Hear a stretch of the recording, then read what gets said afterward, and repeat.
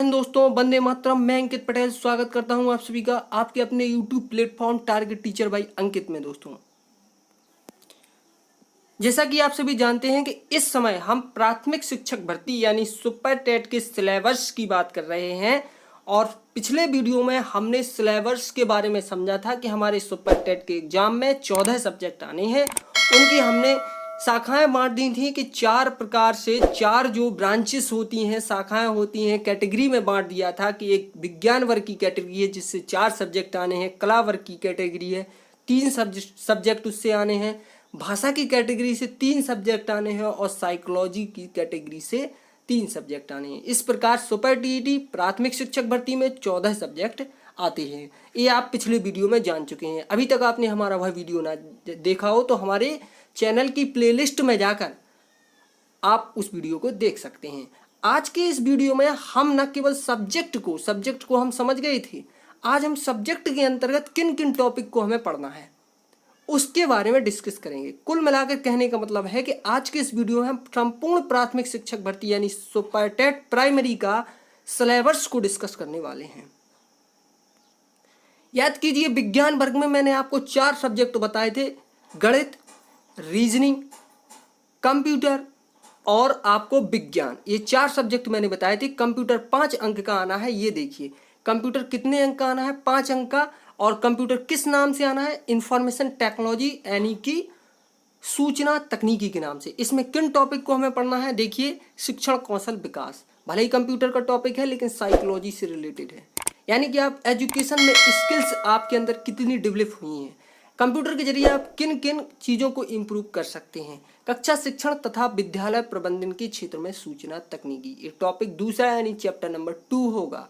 यानी कंप्यूटर के माध्यम से, इंटरनेट के माध्यम से, टेक्नोलॉजी के माध्यम से, डिजिटलाइजेशन के माध्यम से, डिजिटल इंडिया के माध्यम से आप अपनी कक्षा को कितना अच्छा कर सकते हैं, आप अपने विद्यालय के मैनेजमेंट को, विद्यालय प्रबंधन को कितना इम्प्रूव कर सकते हैं, इन सब चीज़ों के बारे में इस चैप्टर में पढ़ना है। अगला टॉपिक है कंप्यूटर। दोस्तों, कंप्यूटर नाम का ये जो टॉपिक दिया हुआ है, इससे सबसे ज़्यादा प्रश्न आते हैं। और अगला टॉपिक इंटरनेट। अभी तक 2 परीक्षाएं सुपर टेट की हुई हैं, 68,500 और 69,000। दोनों ही परीक्षाओं में इन दोनों से प्रश्न ज़्यादा बने हैं। अगला टॉपिक है स्मार्टफोन और इसके बाद अगला टॉपिक है OER, ओपन एजुकेशन रिसोर्स। इन सबको हम बेहतरीन तरीके से डिटेल से पढ़ने वाले हैं। आज के इस वीडियो में हम आपको केवल टॉपिक्स, चैप्टर के नाम यानी विस्तृत रूप से सिलेबस को बता रहे हैं। अगला टॉपिक होगा शिक्षण में उपयोगी ऐप्स। बहुत सारे ऐसे ऐप होते हैं जिनके बारे में हम अपने एजुकेशन में मदद ले सकते हैं। उनका उपयोग करके, उन एप्लीकेशन का हम उपयोग करके अपने एजुकेशन में बहुत सारे चीज़ों को समझ सकते हैं, पढ़ सकते हैं। उसके बारे में इस चैप्टर में पढ़ना है। अगला है आपका डिजिटल शिक्षण सामग्री की उपयोग की जानकारी। यानी कि आप जब टीचिंग करेंगे, शिक्षण प्रक्रिया करेंगे विद्यालय में, तो उस समय आप कौन कौन सी डिजिटल शिक्षण सामग्री का उपयोग कर सकते हैं, इसके बारे में इस चैप्टर में पढ़ना है।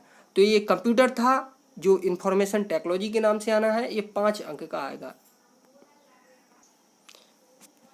आप एक काम कीजिए दोस्तों कि सबसे पहले इस सिलेबस को नोट कर लीजिए या स्क्रीनशॉट बना लीजिए, क्योंकि सिलेबस बहुत महत्वपूर्ण होता है। और अभी तक आपने हमारे चैनल को सब्सक्राइब ना किया हो तो हमारे चैनल को सब्सक्राइब कीजिए और पास में बेल आइकन को दबा लीजिए ताकि आने वाली वीडियो का नोटिफिकेशन आप तक पहुंचता रहे। और यदि आपने हमारे चैनल को सब्सक्राइब किया हुआ है तो आपको बहुत बहुत धन्यवाद दोस्तों।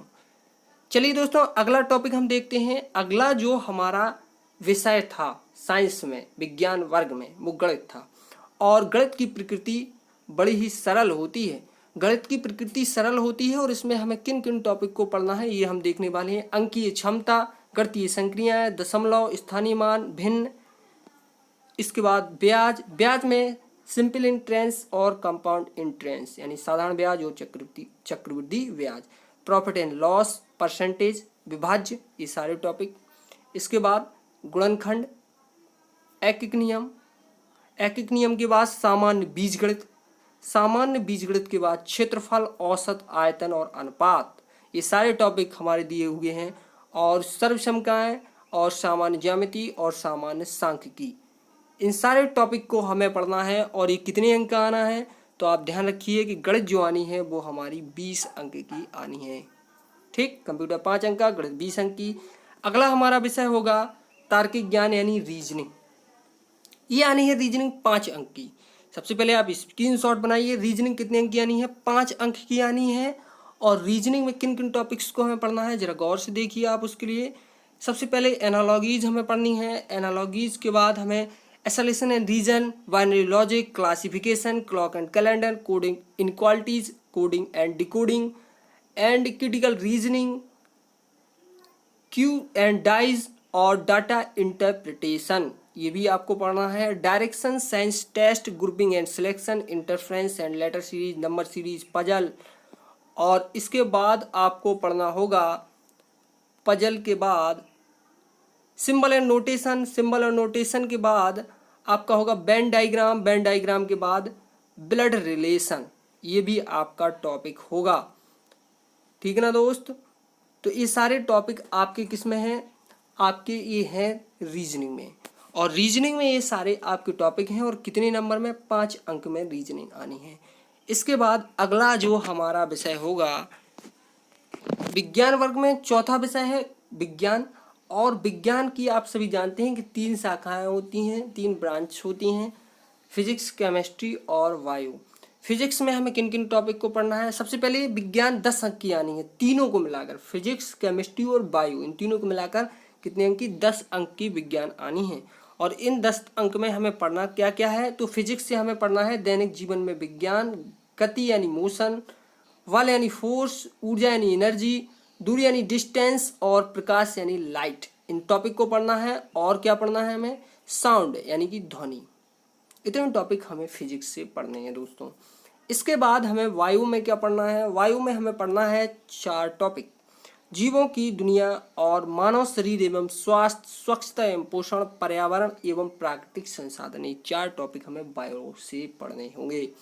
इसके बाद केमिस्ट्री। केमिस्ट्री से हमें क्या पढ़ना है? केमिस्ट्री में हमें 3 टॉपिक मात्र पढ़ने हैं, पदार्थ और पदार्थ की अवस्थाएं, अम्ल, क्षार एवं लवण, एसिड, बेस एंड सॉल्ट, और मेटल और नॉन मेटल यानी कि धातु और अधातु। इन 3 टॉपिक को केमिस्ट्री में पढ़ना है। तीनों से मिलाकर, तीनों विज्ञान से मिलाकर 10 अंक का आएगा, यानी कि फिजिक्स, केमिस्ट्री और बायोलॉजी तीनों के मिलाकर 10 अंक का आपका आना है।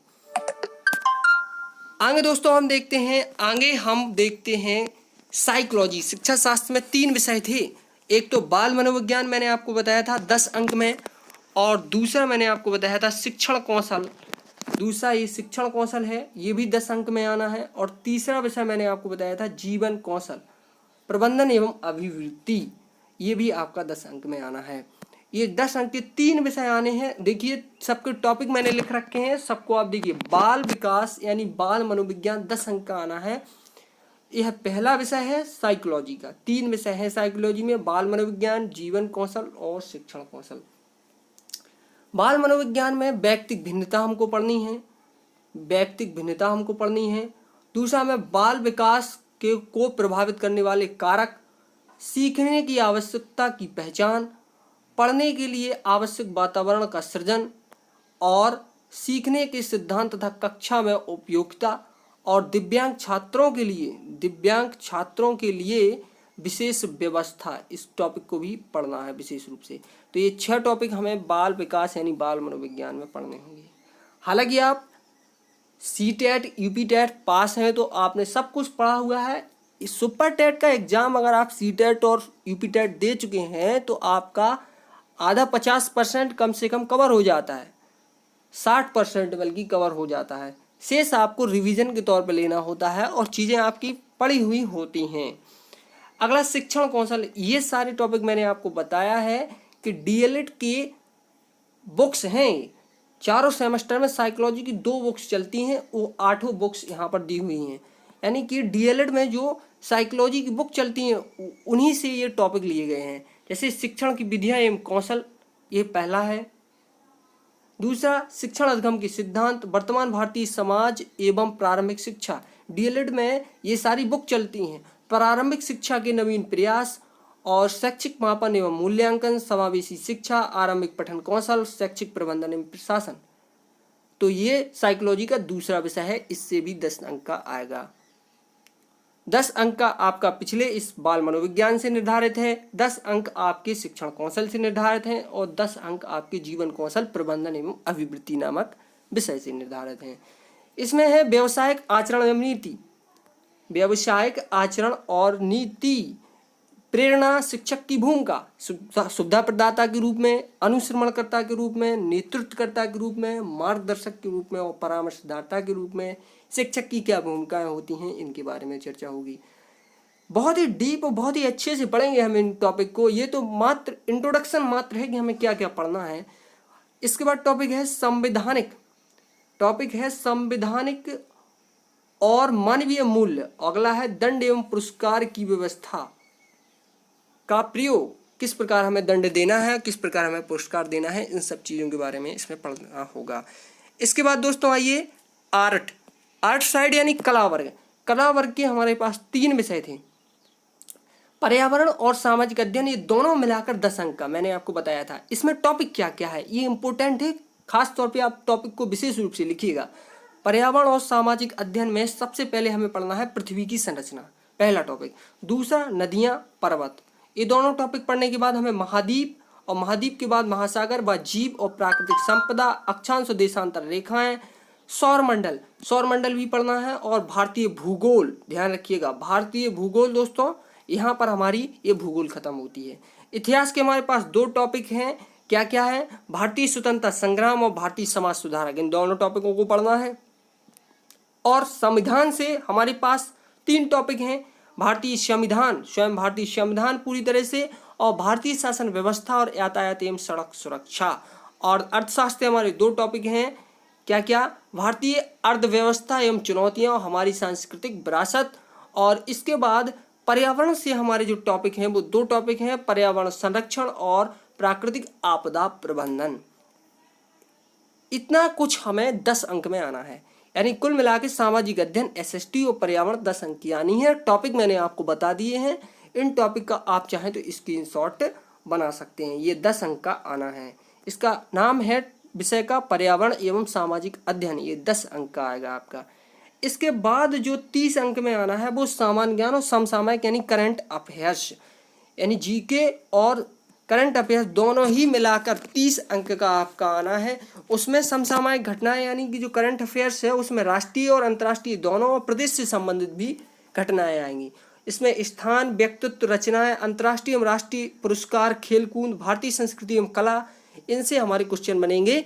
ये सामान्य ज्ञान और समसामयिक घटनाएं, करंट अफेयर्स से संबंधित प्रश्न इसमें 30 अंक के दोनों मिलाकर आएंगे, यानी कि जनरल नॉलेज और करंट अफेयर्स दोनों मिलाकर 30 अंक के आएंगे।